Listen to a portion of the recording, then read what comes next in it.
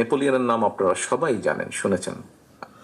Napoleon বলেছিলেন, আমাকে একজন শিক্ষিত মা দাও, আমি একটি শিক্ষিত জাতি দিব। প্রিয় সহকর্মীবৃন্দ, দেশনেত্রী খালেদা জিয়া গতবার যখন দেশ পরিচালনার দায়িত্বে ছিলেন, তখন আমরা দেখেছি বিএনপি সরকার উদ্যোগ গ্রহণ করেছে এবং এই উদ্যোগের ফলাফল অনেক এখন ভালো ফলাফল পাওয়া যাচ্ছে। কি সেই উদ্যোগ?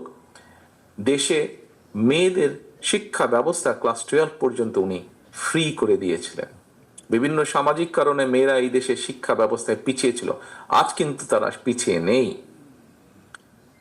অর্থাৎ নারী সমাজকে যদি স্বাবলম্বী করতে হয়, নারীদেরকে স্বাবলম্বী করতে হয়, প্রথমে শিক্ষার ব্যবস্থা দেশনেত্রী খালেদা জিয়ার সরকার, বিএনপি সরকার সেটি করে গিয়েছে, সেটি চলছে, সেটির ফল জাতি ভোগ করছে, শুভ ফল।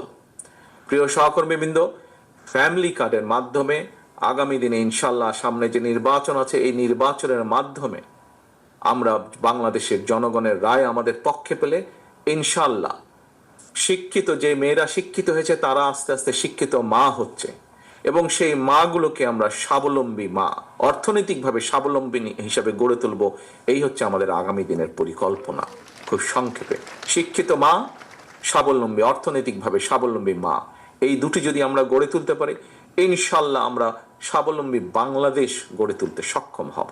পরিবেশ যদি চারিদিকে খাখা মরুভূমি হয়ে যায়, এর মধ্যে থাকবো কি করে? আমরা এর মধ্যে তো থাকতে পারবো না। কাজেই আমাদেরকে পরিবেশ করতে হবে, এবং পরিবেশের জন্য আমরা কি উদ্যোগ নিয়েছি? আমরা আমাদের শহীদ জিয়ার সেই জনপ্রিয়, সবচেয়ে জনপ্রিয়, অন্যতম জনপ্রিয় একটি প্রকল্প ছিল খাল খনন। যে কোনো মূল্যে আমাদেরকে খাল খনন শুরু করতে হবে। দেশে নদী খনন, খাল খনন আমাদেরকে করতে হবে, এটি আমাদের অন্যতম প্রায়োরিটি। কেন করতে হবে কম বেশি সেটি এক্সপ্লেন করাচ্ছে। এবং আমাদের আরেকটি লক্ষ্য হচ্ছে, আমরা আগামী 5 বছর ইনশাল্লাহ এই নির্বাচনে জনগণের সমর্থন পেলে আগামী 5 বছরে আমরা চেষ্টা করব 25 কোটি গাছ লাগাতে।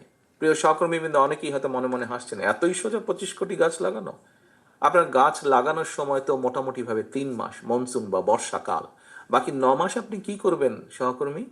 9 মাস আপনি গাছের চারা তৈরি করবেন।